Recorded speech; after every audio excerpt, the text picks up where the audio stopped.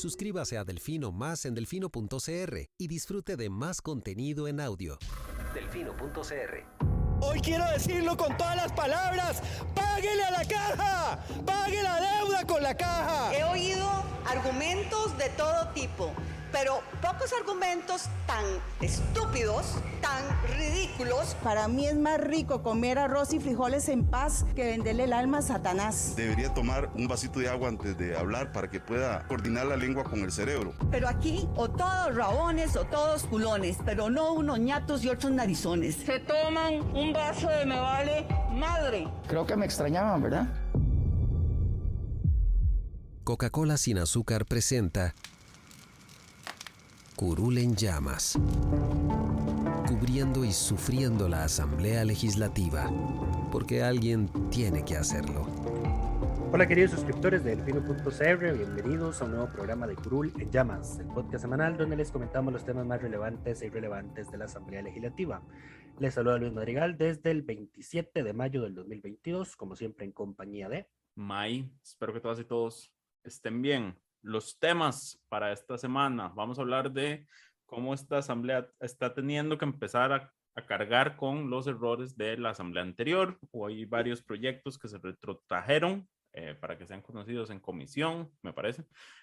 Vamos a hablar también del proyecto de jornadas flexibles que ha levantado polémica y que ya el gobierno anunció a través de la jefatura de fracción oficialista que se va a hacer unas mesas de diálogo para trabajarlo antes de que continúe su camino por la Asamblea Legislativa, de reformas al reglamento para corregir errores del pasado nuevamente y varios proyectos presentados esta semana.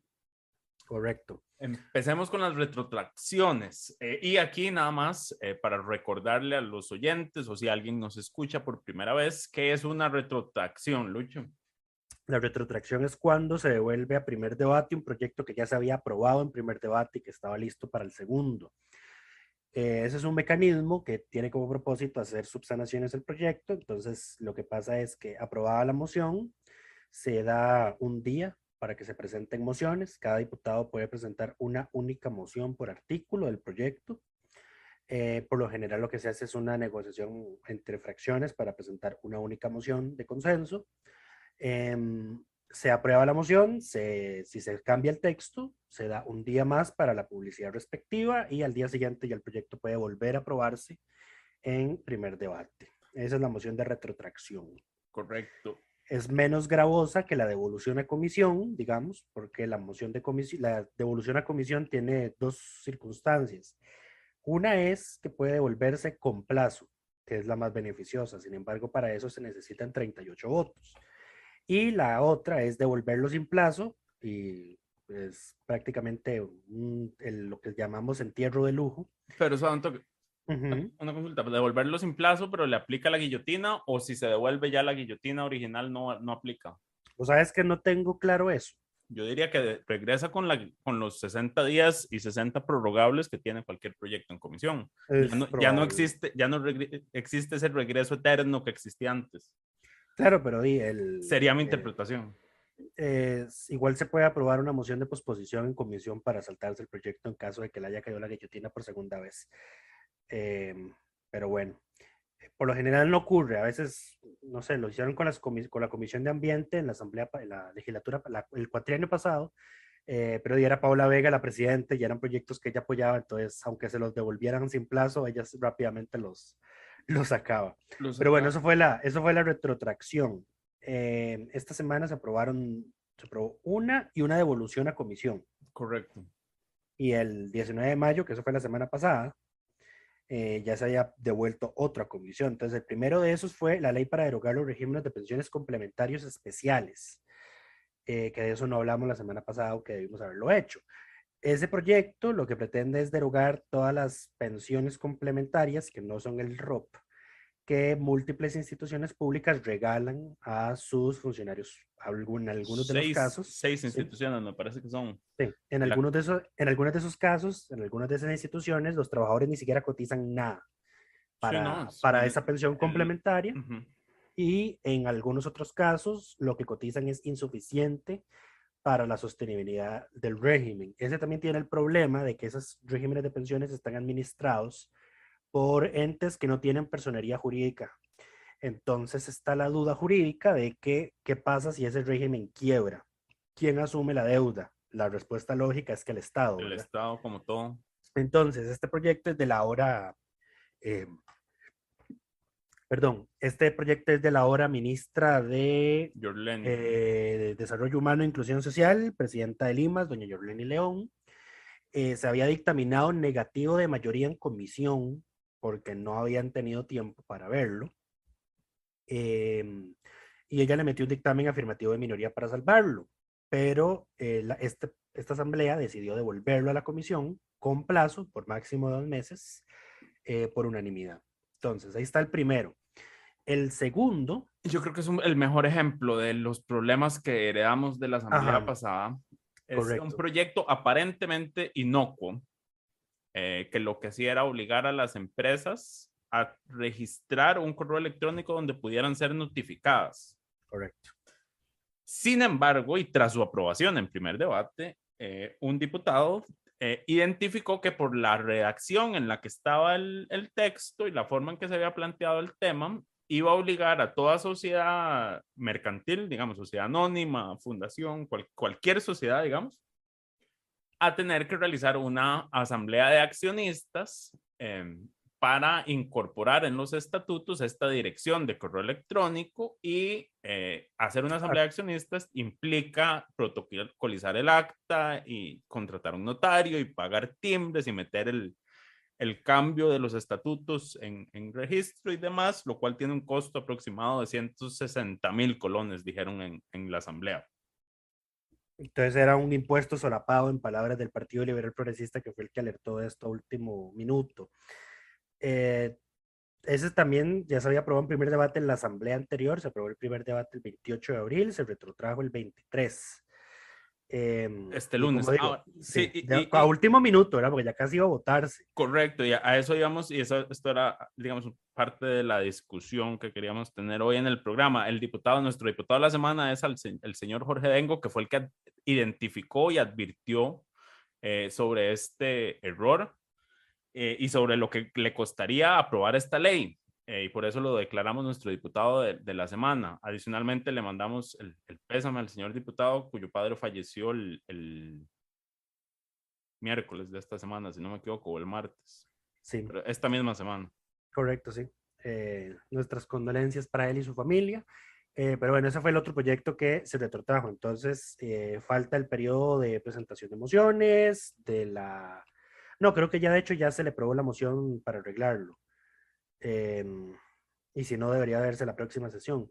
Y cambiado el texto, se da un día de espera para que se dé la publicidad respectiva y se vuelve a aprobar en primer debate. El otro, y este fue una devolución a comisión, es la ley, bueno, ese de que estábamos hablando, porque May hizo el cambio muy brusco y creo que hasta yo me perdí en el momento en el que él empezó a hablar del tema. Este que estábamos hablando es el expediente 22.567, ley para establecer el correo electrónico como medio de notificación para las sociedades mercantiles. El otro, que se devolvió a comisión, es el 21.345, también en materia de pensiones, ley de reforma para la equidad, eficiencia y sostenibilidad de los regímenes de pensiones. Este se devolvió con un plazo improrrogable de 1 mes. Una vez dictaminado de nuevo, va a ocupar el primer lugar del orden del día del plenario y los primeros debates hasta su votación final. Este proyecto es del exdiputado Víctor Morales Mora,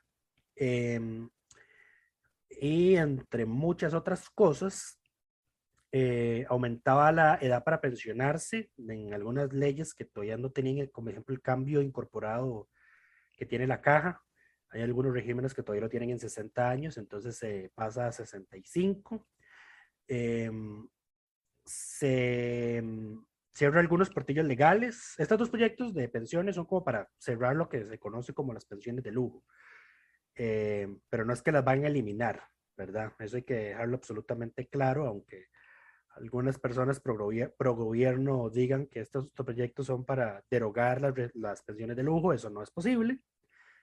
Son derechos adquiridos, aunque sean derechos, ¿cómo podríamos decirlo? Abusos adquiridos. Abusos adquiridos, exacto, pero bueno, son derechos adquiridos. Ya la sala ha dicho que lo más que se le puede rebajar a una pensión es el 50%, y de ahí hay que esperar hasta que, lamentablemente, estas personas fallezcan para que ese derecho se extinga. Entonces, dos proyectos en materia de pensiones a comisión, y el otro se va a arreglar en plenario, que es el de las sociedades mercantiles. ¿Y por qué está pasando tanto? Bueno, ya es un poco temprano, ¿verdad? Para estar corrigiendo proyectos que están en plenario. ¿Por qué está ocurriendo eso, May? Esto ocurre porque la asamblea pasada eran unos irresponsables. No, Sí, no. pero no. O sea, pero no es todo eso. Sí, pero es más complejo. Y aquí quiero destacar, aunque no va a ser diputado de la semana, las palabras de Eli Feinza, que por primera vez siento que por fin se está ubicando, porque su discurso es de que entró hacia el... A ver, Eli me parece una persona preparada. Su principal problema es en plenario hasta el momento ha sido es que sigue en campaña y sigue tratando de diferenciarse del Frente Amplio a toda costa. Entonces creo que tienen que dejar de lado la campaña, tenés que entenderlo, tienen la misma cantidad de diputados. Tienen que dejar de lado la campaña, dejar de pensar en las elecciones del 2026 y empezar a concentrarse en lo que tienen sobre la mesa. Ahora, él sí hace por primera vez un señalamiento importante en plenario, y es que dicen, esto no es una maquila de leyes y no podemos cometer los errores del pasado. ¿Cuál error del pasado? Bueno, que la asamblea anterior, y en esto tenemos culpa todos, asumió una posición de que entre más leyes se aprueban, mejor es la gestión. Entonces, Carolina, que el periodo con más leyes aprobadas. Después, Carlos Ricardo, que aún más leyes aprobadas. Después, o sea, todo el mundo tenía una... Culpo también al Estado de la Nación por darle significancia a la cantidad de leyes aprobadas, a pesar de que ellos sí distinguen entre las de fondo y las que no son de fondo. Aún así, la métrica con la cual se mide el desempeño legislativo no puede ser la cantidad de leyes aprobadas. Yo tengo un sentimiento encontrado con eso. No me importa. Bueno.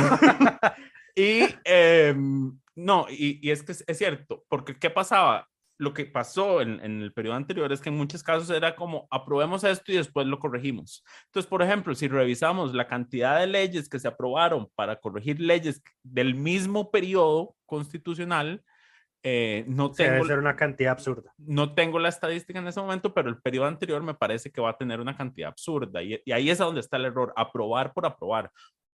O aprobar y corregir después porque no se hace el trabajo en el momento. ¿Y qué es lo que pasa? Y Lucho mencionaba ahora cuando hablábamos fuera de micrófono, es que en jefaturas de fracción se culpa a la guillotina legislativa de que esto suceda. La guillotina es el artículo 80 del reglamento, que dice que cada proyecto de ley tiene 60 días hábiles para ser dictaminado, prorrogables por otros 60. Lo que ocurre es lo siguiente: como los diputados sufren de proyectitis, presentan proyectos para cualquier cosa, presentan proyectos duplicados por cuestiones de ego y toda la cosa, ¿verdad? Pues todos esos proyectos tienen que asignarse a una comisión. Entonces el problema se agrava en las sesiones ordinarias, donde todos los proyectos que tengan puesta a despacho, que estén activos y que quieran que se conozcan, pues entran a las agendas de las comisiones y empieza a correr el plazo respectivo. Por ejemplo, no pasa eso ahorita con las secciones extraordinarias, porque más bien lo que tenemos es una ausencia de proyectos de ley. Y ahora aquí quiero hacer devolverme un poquito. Que critiquemos que ya hemos estado criticando, por ejemplo, en las crónicas de Barra de Prensa, que la Asamblea no está haciendo nada porque no tiene proyectos convocados, no tiene, por así decirlo, no es una contradicción con el hecho de que sí, la Asamblea no es una maquila de leyes, pero aquí es donde yo tengo el sentimiento encontrado. ¿Por qué? Primero, porque este país es extremadamente rígido, lo que hablamos de normativa, digamos. Está el principio de legalidad. El principio de legalidad es que pues, los funcionarios públicos solo pueden hacer lo que la ley les habilita a hacer. Entonces, ahí lo que pasa es que vemos el montón de leyes vigentes, o las leyes, digamos, marco, como los códigos de comercio, los códigos penales, etcétera, en los que faltan cosas muy específicas que pueden hacer un cambio significativo. Entonces, por eso surgen los proyectos de ley para hacer esas enmiendas, y luego, sale otra necesidad y entonces también necesitamos otra ley. Entonces, por ese lado, está el tema de que el hecho de que no haya que juzgar solo a la Asamblea por si aprueba o no leyes. Lamentablemente las leyes, por el el régimen democrático en el que tenemos y el principio de legalidad, pues son las cosas que se necesitan para hacer los cambios Sí, pero, requeridos que necesita el país. pero- Ahora, lo compenso con el hecho de que sí, el Ejecutivo puede bombardear la Asamblea con una convocatoria robusta de proyectos. La responsabilidad de los diputados es tomarse el tiempo necesario para analizarlos, para ver si hay vacíos. Para eso tienen asesores, para eso tienen servicios técnicos, para eso están las consultas obligatorias, las consultas facultativas, etcétera, etcétera.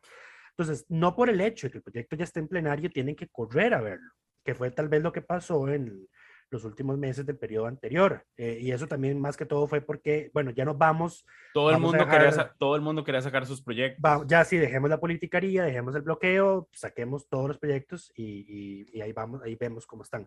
Inclusive la anterior asamblea en su última semana retrotrajo un montón de proyectos de ley para corregirlos a última hora. No, y no te acordás del montón de proyectos que se aprobaron y después tenían que corregir o meter interpretaciones auténticas. Y proyectos Sí, sí. importantes, nómadas digitales. Correcto. Pues la ley de fortalecimiento de las finanzas públicas, ¿cuántas reformas se le han hecho desde entonces? Sí, entonces aquí es un tema de puntos medios. No, la asamblea no es una maquila de leyes, pero se necesita que apruebe leyes para solventar las necesidades que tiene el país. Y lo principal, y que yo creo que es lo que no pasó en la asamblea pasada, se necesita que se revisen los textos. Correcto. A ver, y aquí no somos ingenuos. Cuando nosotros decimos que nombramos a Jorge Dengo como diputado de la semana por haber identificado este error que se hubiera generado al aprobar la ley, nosotros sabemos que probablemente no fue él, fue alguien en su despacho, pero tiene la gente en su despacho contratada, competente para hacer el trabajo. A veces ni es la gente del despacho, a veces sí, es un particular, a veces somos los mismos periodistas que le escribimos a algún diputado. Alguien más les avisa. Ahora, vean, un buen diputado, nosotros sé que nuestro sistema político en general tiende demasiado al personalismo, pero un buen diputado no es buen diputado por sí mismo, lo es gracias a su despacho y a su capacidad de escuchar a la gente correcta para asesorarse. Un mal diputado, sí es un mal diputado por su cuenta, y por ejemplo tenemos a Pedro Muñoz como el ejemplo número 1 de lo que significa ser un mal diputado por sí mismo. Lo que significaba, digamos, en su momento, un buen ejemplo. O Ivonne Acuña, digamos, que se fue 5 meses y seguía mandando proyectos de vez en cuando para justificar lo que cobraba. Correcto. Mientras cobraba. En fin, el punto es, lo que se necesita es que los diputados pongan a su despacho a hacer el trabajo. ¿Cómo es que 57 diputados, cada uno con 6 asesores por lo menos? Sí, porque ya no está el PAC que tenía la política aquella de limitar su cantidad de asesores, pero los metían en fracción. O sea, 57 diputados con 6 asesores, estamos hablando de más de 300 personas, que ninguna se haya leído, digamos, los textos antes de que se apruebe, porque esto ya está aprobado en primer debate, o sea, estamos hablando del segundo debate, es el momento en que se identifica el error. Que nadie haya hecho su trabajo es que todos son malos jefes, básicamente. Nadie tiene a la gente revisando realmente las cosas por el fondo. Y para eso les pagan. Lamentablemente a veces esas revisiones a fondo solo se hacen en proyectos de materia de derechos humanos y las hacen los diputados conservadores para intentar sabotear los proyectos. Lo vimos mucho en el cuatrienio pasado, por ejemplo, con doña Shirley Díaz, que se encontraba después del primer debate algún tecnicismo o alguna laguna jurídica para decir, no, este proyecto hay que votarlo en contra. Pero bueno, casi nunca le hacían caso. Correcto. Bueno, ya hablamos de las retrotracciones del diputado de la semana. Ajá. No, que entonces lleva razón Eli, por primera vez, es casi su primer mes como diputado, en que no son una maquila de leyes y que tienen que hacer mejor su trabajo. Y el problema, a ver, el frío no está en las cobijas, es como dicen. El problema no está en la guillotina, el problema está en que las comisiones no ven los proyectos a tiempo, los dejan hasta que se les vence el plazo y después los aprueban y dicen, bueno, ahí después vemos cómo lo arreglamos y no lo terminan arreglando. Correcto, a veces cae la guillotina y ni siquiera tiene ni siquiera tiene consultas, digamos, es que correcto, pasa cada cosa. Pero bueno, hablemos de la reforma constitucional que se admitió. Sí, de esto también hubo larga discusión el jueves. Es una reforma igual impulsada por el periodo constitucional anterior para reconocer la conectividad, las tecnologías de información y las telecomunicaciones con acceso universal en todo el territorio nacional como un derecho humano. Aquí el PUSC y el liberal progresista, en la fase de admisibilidad de la reforma, pues algunos de sus diputados lo que dijeron es como esta reforma no es como estrictamente necesaria porque ya la Sala Constitucional desde el año 2010 reconoció el derecho al acceso a Internet como un derecho fundamental. ¿Y cómo lo hizo la Sala? La Sala lo hizo aplicando derecho comparado, la sentencia del Consejo Constitucional francés del 2009, que reconoció el derecho básico al acceso a Internet, y porque el Tribunal francés dijo que eso se desprendía del artículo 11 de la Declaración de Derechos del Hombre y del Ciudadano, que es una declaración de 1789. Francesa también. Francesa, sí. Lo que a mí me da risa, en parte, es una declaración de 1789. Y yo estoy seguro que en esos años ni siquiera se tenía pensado que iba a ser Internet. Pero bueno, el derecho evoluciona. El Constitucional francés dijo, esto aplica plenamente a Internet. La Sala Constitucional dijo, el Tribunal francés ya interpretó esto en este sentido y Costa Rica tiene ratificada esta declaración, por ende aplicó derecho comparado y en Costa Rica el acceso a Internet es un derecho fundamental. Entonces, por ese lado, al parecer la reforma se entiende que es innecesaria. Sin embargo, yo no demerito las intenciones de poner en la Constitución expresamente derechos o, digamos, victorias jurídicas que haya dado la Sala Constitucional por interpretación en algún momento, porque la composición de la Sala cambia. Entonces, lo que la Sala haya dicho en 2010 de que el de acceso a Internet es un derecho humano, no necesariamente puede ser lo que la Sala piense hoy. Si alguien presenta un reclamo, inclusive, habría que ver si esa sentencia habla de que el acceso a Internet como un derecho fundamental obliga al Estado, en este caso, por ejemplo, al ICE, a dar el servicio en comunidades sumamente remotas en las que, por ejemplo, no sería económicamente rentable. Si esa sentencia no lo dice expresamente, por ejemplo, alguien que vaya hoy a reclamar que en su comunidad no tiene Internet, pues seguramente le rechacen el recurso. Sin embargo, como esta reforma dice que es en todo el territorio nacional, que tiene que haber un acceso universal, pues ahí ya la cosa cambia. El PLP, Eliezer Feinza, que específicamente también puso en tela duda de que si esta reforma va a habilitar a cualquier persona a que exija al Estado computadoras, celulares o Internet. Entonces, esos son el tipo de cosas que May dice que es donde él pierde la... Eso es tan absurdo como pensar que como hay un derecho al trabajo, alguien puede ir a la sala a reclamar porque está desempleado. Correcto. Y que el Estado tiene que conseguir un trabajo porque hay un derecho constitucional al trabajo. Exactamente. Son lecturas absurdas. Es absurdo, exacto. Entonces, es que siempre es una cal y una arena con este muchacho. Al Chile. Pero bueno. Hubo una intensa discusión entre los diputados sobre esta reforma, hasta que doña Gloria Navas, la vicepresidenta de la Asamblea, tomó la palabra y les recordó que esto era una simple admisibilidad. Entiéndase que era que si la reforma pasa a una comisión especial para ser estudiada por el fondo. Correcto. Digamos, lo que se está votando es nada más que se cree esa comisión y la comisión tiene que hacer sus audiencias, hacer sus consultas, generar un dictamen y después el plenario tiene que discutir y votar esta reforma en 5 ocasiones, recordemos. Correcto, así es. Entonces, no es como que el espacio para debatir el fondo era este momento. Correcto.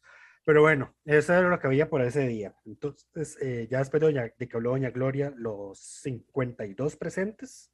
De que doña Gloria les dijo, ubíquense a todos, les recordó en qué momento procesal se encuentran. Sí, es que ya eran las 5 y algo y ya iba a levantarse la sesión y pues no habían pasado los otros temas de la agenda que sí podían verse ese día, entonces ya como cállense. Al final todos terminaron votando a favor de la admisibilidad, inclusive los diputados del PUSC y del PLP que expresaron sus reticencias. Lo otro que queríamos hablar de esta semana fue una reforma que se hizo al reglamento, una reforma interesante.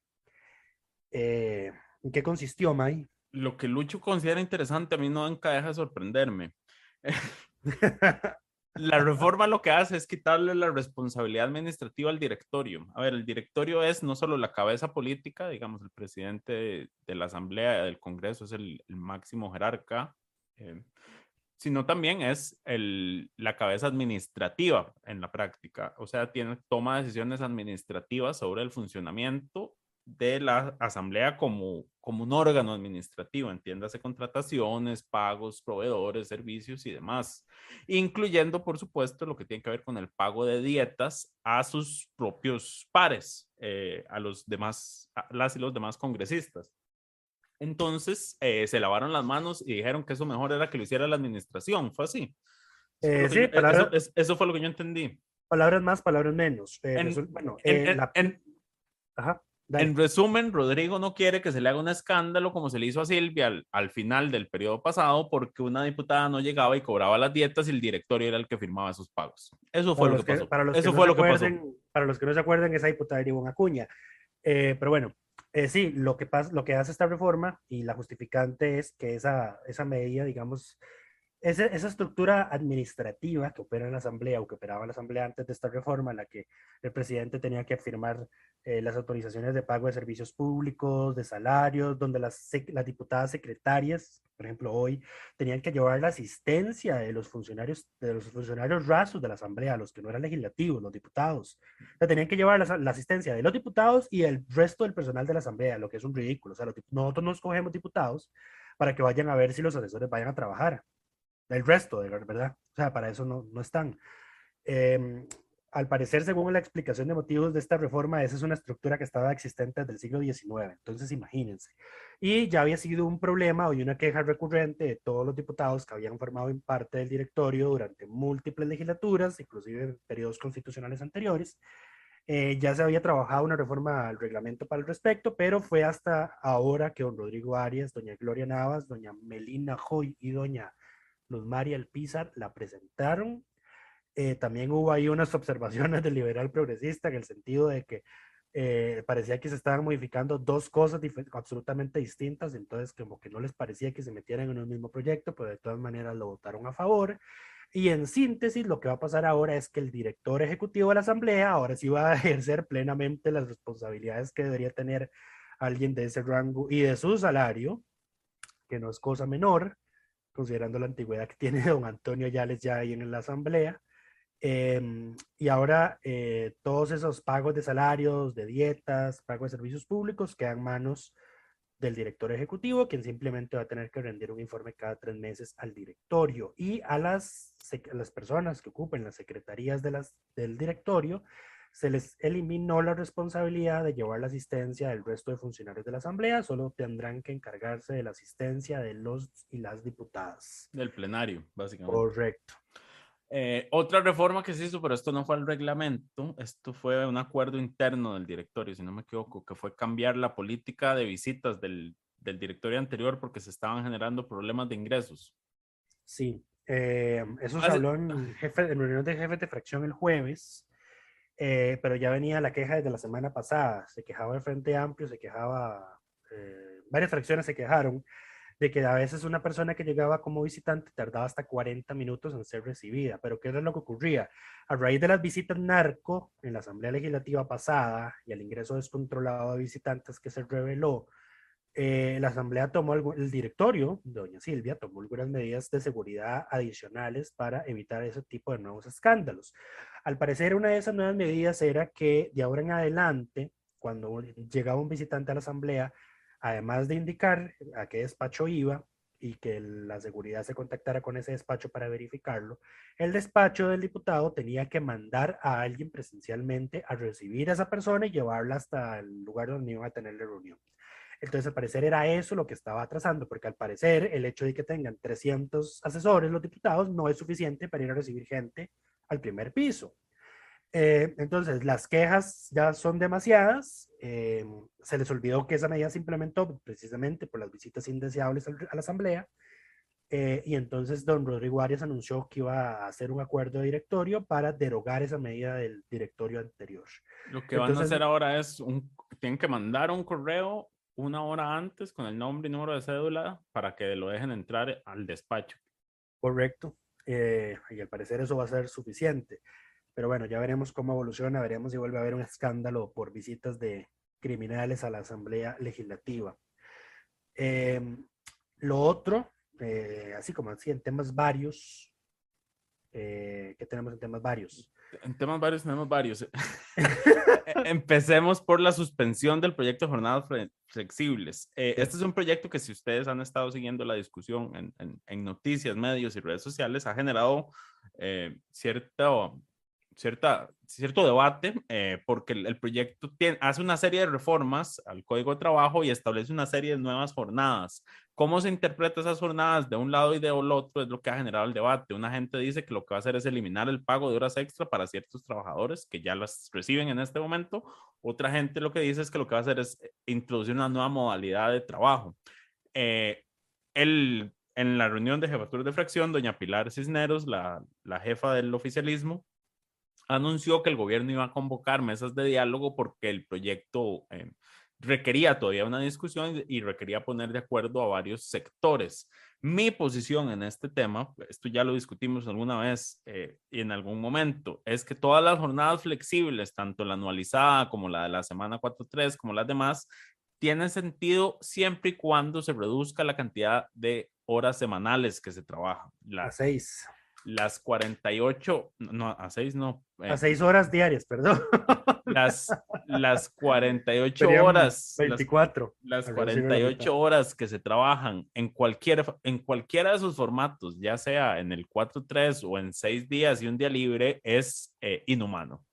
Es inhumano y atenta contra la productividad realmente. Y lo que han encontrado los países desarrollados que se han puesto a trabajar en este tema seriamente es que si usted reduce la jornada, por ejemplo, le quita un día a la semana laboral, pero no aumenta las horas y no reduce el salario, la productividad de los y las trabajadores aumenta. Eso es lo que se ha encontrado en Islandia y en algunos ejercicios en Japón que se ha hecho.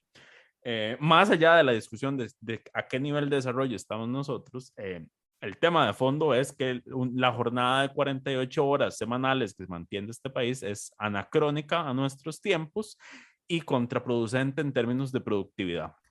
Esa es mi posición, digamos. Sí, a veces termina siendo una jornada prácticamente de 60 horas a la semana si consideramos los tiempos de desplazamiento, ¿verdad? Correcto. Porque en este país es el país de las presas por el sistema de transporte público ineficiente que tenemos. Entonces, una persona perfectamente gasta 2 horas diarias, cuidado nomás, yendo y viniendo de su trabajo. Sí, y no olvidemos que también está habilitada la jornada de confianza. Los puestos de confianza de las jornadas son de hasta 70 horas semanales, digamos. Correcto. Pero no tienen horario. Esa es la principal distinción. Correcto. Pero bueno, eso, lo que anunció Pilar Cisneros es que se va a hacer una mesa de... Y todas las fracciones agradecieron el gesto del Ejecutivo y señalaron su voluntad e interés de participar. Y aquí regresando al tema de Eli Feinsack. A mí sí, de eso justo quería mencionar, que a mí me sorprendió gratamente que Eli reconociera que es necesario hacerle ajustes al proyecto, especialmente enfocado en las personas que tienen a su cargo el cuidado de otras personas, en su mayoría mujeres, porque precisamente una jornada 4-3 de 12 horas, pues perjudica más a las mujeres que a las mujeres con labores de cuidado, ¿verdad? Correcto. No, me llamó la atención porque él hizo digamos, cuando se anuncia que se iba a abrir la participación a los distintos actores, sindicatos, empresas y demás, él dijo como, bueno, pero es que no invitemos a los sindicatos porque los sindicatos son del sector público y a esta gente nunca le va a afectar esto. Y entonces Jonathan Acuña, el jefe de fracción de los PAL, respondió, sí, y tiene usted razón, hay muy pocos sindicatos en el sector privado y debería ir más, y está este sindicato, y mencionó un sindicato del sector privado que me parece de plantaciones, no sé si son bananeras o bananeras, me parece, del Caribe o de la zona norte. Y dijo, y voy a pedir que se invite a este sindicato que es de los pocos que existen en el sector privado. Entonces le salió el tiro por la culata al muchacho. No, sí, y no son, a ver, yo creo que son más, naturalmente, los sindicatos del sector privado que los del sector público. No, los del sector público son más. ¿En serio? Por supuesto, el sector Increíble. Público está completamente sindicalizado, el sector privado entonces, no. Voy a voltear la tortilla, digamos. El hecho de que haya tan pocos sindicatos en el sector privado es precisamente por las medidas represivas que toma el sector privado cuando los trabajadores quieren sindicalizarse. A ver, el que sea noticia en Estados Unidos, que en una empresa como Amazon, en un estado específico, se pudo crear el sindicato, a ver, eso no es solo en Estados Unidos. Las mismas prácticas, las mismas tácticas empresariales para desincentivar la sindicalización ocurren también en Costa Rica. Lo que pasa es que no son noticiosamente publicadas. No, lo que pasa también es que lo que hacen muchas empresas para evitar los sindicatos es tener asociaciones solidaristas. Correcto. Y lo otro también es que además la figura del sindicato en Costa Rica está sumamente desprestigiada gracias a don Albino Vargas. Y demás afines, digamos. Gracias a los sindicatos del sector público, básicamente. Es que se tienen tan mala imagen. Los actuales y los que son los y mismos. entonces, entonces los trabajadores del sector público, en lugar de votar a la dirigencia, digamos, a sus cabecillas en una elección, no en se una asamblea, sindicalizan. no, lo que a veces o no se sindicalizan o lo que hacen es crear un sindicato que compite con los otros sindicatos. También. Entonces en el sector salud tenemos N cantidad de sindicatos, en el sector educación tenemos N cantidad de sindicatos y tenemos ANEP que engloba a todos los sindicatos, bueno, no que engloba, pero copia, digamos, es un sindicato global del sector público y del sector privado. Entonces, terrible, ¿verdad? No tenemos aquí no sé, como en Brasil, que Brasil es un país sumamente sindicalizado y tiene centrales sindicales sumamente fuertes que cuando llaman a huelga se van a huelga todas. Sí, aquí no, aquí hay una pelea de egos, así como hay egos entre las diputaciones por presentar proyectos, hay egos entre los sindicatos. Correcto. Pero bueno. Pero bueno, hablemos para finalizar. Sí, ya nos quedan otros dos temas varios nada más interesantes. Primero es, como sabrán todas y todos ustedes, el alto costo de los combustibles afecta el costo de la vida en general de todas las personas. Entonces se han presentado varios proyectos de ley para tratar de reducir el impacto de esto, algunos más responsables que otros en términos fiscales. El más responsable de todos es el que elimina el incremento al impuesto único de los combustibles. Para quienes no saben cómo funciona, porque el otro día me di cuenta que mucha gente no lo entiende y cree que el precio del combustible es un porcentaje que se destina a cada uno de los rubros, y en realidad es una fórmula más compleja porque todos sus componentes son montos nominales que diferentes instituciones les toca ajustar y presentar ante la ARECEP para que se calcule el monto global. Entonces, por ejemplo, las gasolineras tienen un margen de ganancia. Que nadie habla de eso, curiosamente. Ese margen de ganancia, digamos, ahorita era como un 6%. De hecho, el gobierno pasado, en su proyecto de ley, impulsado por el Ejecutivo, quiso precisamente tocar ese margen de comercialización de las gasolineras. Correcto. Y la Cámara de Empresarios del Combustible salió pegando el grito al cielo diciendo, ustedes hacen esto y nosotros quebramos, ¿verdad? Porque salimos que tablas con lo que ya cobramos. Y correcto, pero lo que la gente dice es como sube el precio y sube el margen de las gasolineras. No. Porque no es un porcentaje fijo del monto final, es un monto nominal que se calcula en base a los costos de operación, igual con Recope. Recope es como un 5%, me parece, del margen. Del costo final, pero eso varía, porque al final el 75% del costo es el costo internacional y el impuesto único a los combustibles. Aquí lo tenemos, veámoslo con la gasolina super, que es el más alto que está ahorita, está en 958 colones por litro mientras hablamos. El 58% es el precio internacional del producto, o sea, ahorita si quitáramos todo, la gasolina super estaría a 555 colones por litro, pero no, resulta que hay que pagar el flete, ¿verdad? El flete es el 2%, son 14,43 colones. También hay que pagar el margen de las estaciones de servicio, porque es donde la gente va a ir a cargar gasolinas, al 6%, son 56 colones más. Y el margen de Recope es un 5%, imagínense, el margen de Recope es inferior al del margen de las estaciones de servicio. Esos son 47 colones adicionales. El subsidio es menos de un 1%, de hecho no llega a el subsidio, que es lo que el gobierno anunció que iba a quitar para bajar el precio, pero quita el 1% que vienen siendo 10 colones. No, el subsidio son 4 colones con 49 centavos. Y eso es menos. Ok, dale. Exacto. Y el impuesto son 279 colones, que equivale al 29% del precio. Exacto. O sea, entre el precio que es con el que se compra y el impuesto, pagas ¿cuánto era? El 80 casi, no, el 70 y algo. Sí. Entonces, el impuesto único tiene un problema en su definición, es que el impuesto único, al igual que todos los demás componentes de esa fórmula, no es un porcentaje del precio, digamos. No es como el IVA, no es un 13% del precio internacional, sino que el impuesto de los combustibles es un monto nominal que se ajusta de manera trimestral según el índice de precios del de la inflación calculada por el índice de precios al consumidor con un tope del 3%. Correcto. Pero, y naturalmente la inflación, pocas veces hay deflación. La única vez que hubo deflación fue la administración de Guillermo Solís.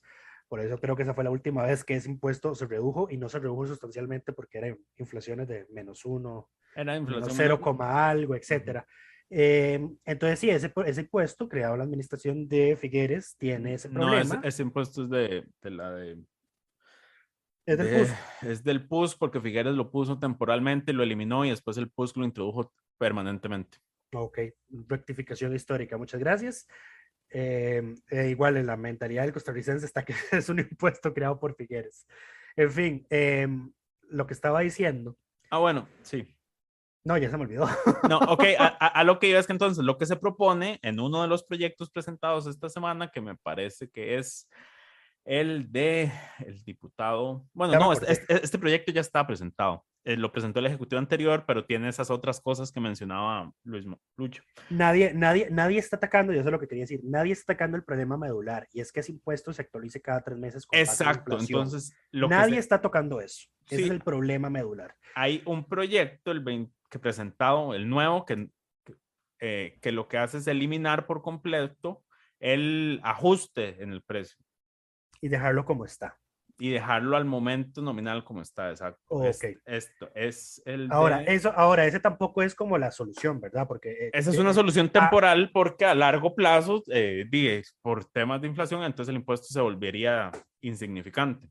Exacto, a eso es lo que digo. O sea, a como es inadecuado que el impuesto suba con base en la inflación, es inadecuado dejarlo en un monto nominal, porque entonces la ley se queda, pasaba con lo que pasaba con las multas, por ejemplo, la ley de aguas, que eran multas ridículas, algunas de 100 colones, por ejemplo.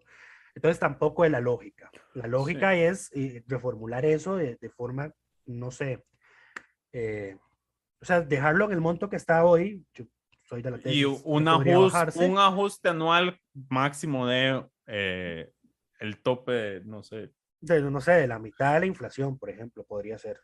Bueno, sí, algo así, aunque ahí igual estás reduciendo los incrementos en el tiempo, pero bueno, ese proyecto fue el que presentó el liberal progresista. Ajá. Sí, esto es otra cosa que nadie se pone de acuerdo, ¿verdad? Porque el liberal progresista propone eliminar la actualización trimestral. El Liberación lo que quiere es que se convoque el proyecto que quedó listo de la asamblea pasada, que lo que hace es elimina el que quedó en la asamblea, elimina la actualización por 12 meses, pero además le mete un descuento de 100 colones al impuesto para las 3 gasolinas. A todo por los mismos 12 meses, me parece. Y exoneraba del pago por 12 meses al transporte público y a los agropecuarios. Ese es el proyecto que Liberación quiere. Ya Hacienda dijo que eso genera un hueco fiscal naturalmente, ¿verdad? Entonces, la solución de Liberación es que el crédito que Costa Rica va a recibir del BCIE para afrontar el precio de los combustibles, es que ese crédito sea destinado a cubrir el hueco fiscal que se generaría, y que inclusive sobraría plata para dar subsidios a las poblaciones más afectadas por el precio. Lo cual es un problema en este momento, que es algo poco conversado, pero es que el escenario fiscal en el que nos encontramos, el gobierno no puede firmar créditos que no sean para sustituir el pago de deuda. Interesante. Entonces, digamos, por eso la propuesta de subsidiar el transporte público, digamos, que tiene el gobierno, no lo puede firmar. ¿Cómo se aprobó el crédito de agua para Guanacaste entonces? Es que ese crédito es viejo. Está no, el proyecto como tal es viejo. Sí. El crédito llegó hasta ahora y lo aprobó esta asamblea legislativa, me parece, la asamblea pasada, en su última semana. Ese es el tema. Para que se aprueben, tenés que pasar o sea, es que el gobierno no puede firmar nuevos créditos. Recordad que el gobierno firma el crédito y la asamblea lo ratifica, ¿verdad? Ajá. El gobierno no puede firmar nuevos créditos para subsidios ni para nada que no sea canje de deuda. Entonces, esto se aprueba, pero el gobierno lo había firmado antes de que estuviéramos en este escenario. Ya, comprendo. Ok. No tenía claro eso, muchas gracias. Es un tema de momento. En este momento el gobierno no podría firmar un crédito como el de Hacienda Digital. ¿Recordás? que eran Sí. como 100 millones para renovar. Esos proyectos en este momento no se pueden, el Ejecutivo no los puede firmar, necesita una autorización extraordinaria del poder de la Asamblea Legislativa con 38 votos. Y no se puede aplicar para subsidios ni para nada, menos de que la Asamblea dé el visto bueno antes de que se firme. Es digamos, el escenario en el que estamos para la aprobación de créditos, todo lo que no sea canje de deuda está trabado, digamos, está pegado. Interesante, eso no tenía clara ese efecto de la 9635. Y adicionalmente, el gobierno dijo que no va a dejar que nada esté fuera de la regla fiscal. De la regla, sí, del tope de la regla fiscal. Entonces, eso además complica porque cualquiera de estos créditos va a incrementar, en el uso que se le dé, va a superar el porcentaje de crecimiento de cualquiera de las partidas en las cuales está, porque es un gasto nuevo. Entonces, cualquiera de estas cosas que se apruebe va a requerir una excepción de la regla fiscal y el gobierno dijo que las iba a vetar todas. Interesante, sí. Entonces, están metidos en un zapato. Ok. Bueno, hay otro proyecto que busca eliminar el IVA en el costo del transporte de los combustibles. Yo no sé, pero a mí me parecía que ya eso se había solucionado por una interpretación de Hacienda. Hacienda lo que interpretó es que se los iba a cobrar. Ok. Eso que se fue la interpretación. Ok. Exacto, ese es un tema que los transportistas se han quejado porque en teoría todo lo que está vinculado al combustible debería estar exonerado del IVA porque existe el impuesto único a los combustibles. Correcto. Y sí, se considera que el transporte, como es parte del costo de la gasolina de las estaciones, digamos, debería también estar exonerado, pero le están cobrando el 13% de IVA, me parece. Bueno, ese tampoco es significativo, es 1,66 colones por litro lo que significa. Menos, porque aquí estamos hablando nada más del impuesto sobre ese monto. No, bueno, no le estoy dando demasiado entonces credibilidad a este comunicado de la Defensoría de los Habitantes del 3 de marzo. Yo no le doy credibilidad a ningún Que comunicado de la dice que Defensoría de es los Habitantes. 1,66 colones. De hecho, dice aquí que Bueno. la Defensoría presentó un amparo en el Tribunal Contencioso Administrativo para traerse eso abajo porque dice que es un cobro ilegal que en 2 años ha representado 7.500 millones de colones. Y, bueno, hay otro proyecto presentado para el tema de los combustibles, que este es del impresentable, del primer impresentable del presente cuatrienio, don Leslie Bojorges, que lo que busca es que el impuesto se convierta en un porcentaje del precio de venta vigente y se actualice con el precio, o sea, tiene una fórmula para calcularlo según el precio histórico que ha tenido anteriormente, el combustible. Eso me suena. Sí, entonces lo que hace es eliminar ese ajuste y pasar a un valor porcentual. Sí, eso me suena. Pero bueno, esas son las opciones que se han barajado desde la Asamblea Legislativa. El escenario es complicado. Si alguien, si alguien realmente espera que... Ahora, yo el otro día estaba leyendo que el precio del combustible está alto en todo lado. En Estados Unidos, aunque el barril bajó, el precio de los combustibles en las gasolinerías por galón sigue estando por encima de los $6. O sea, estamos hablando de 3.600 colones por 4 litros. Casi... por 3 litros algo, es casi el mismo precio que acá, básicamente. Sí. Pero, lo que pasa es que la gente ve el precio del petróleo como tal, y eso es un error, porque nosotros no importamos petróleo, importamos productos refinados. Entonces, y eso tarda más en ajustarse. Ajá.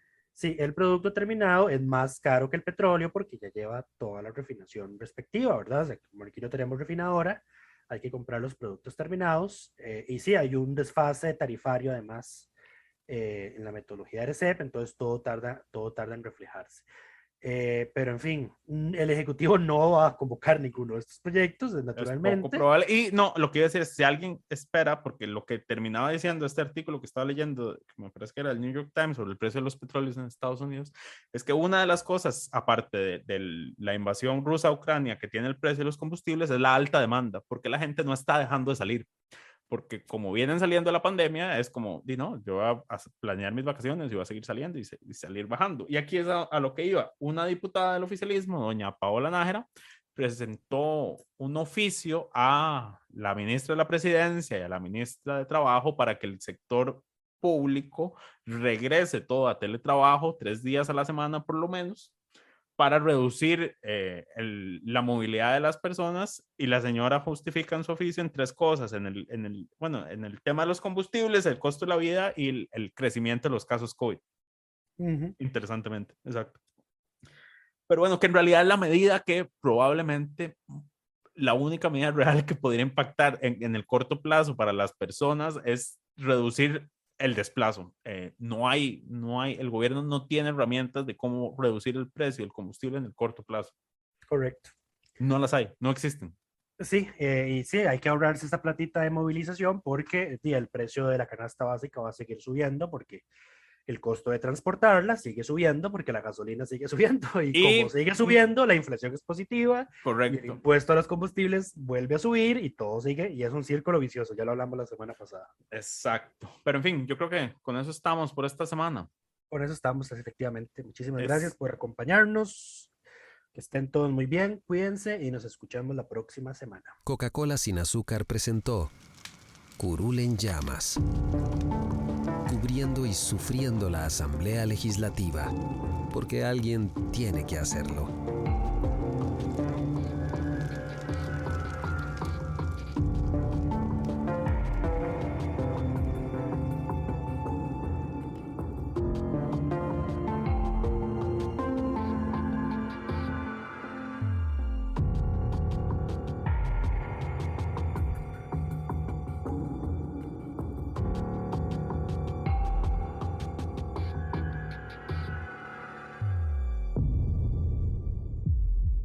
Suscríbase a Delfino Más en delfino.cr y disfrute de más contenido en audio.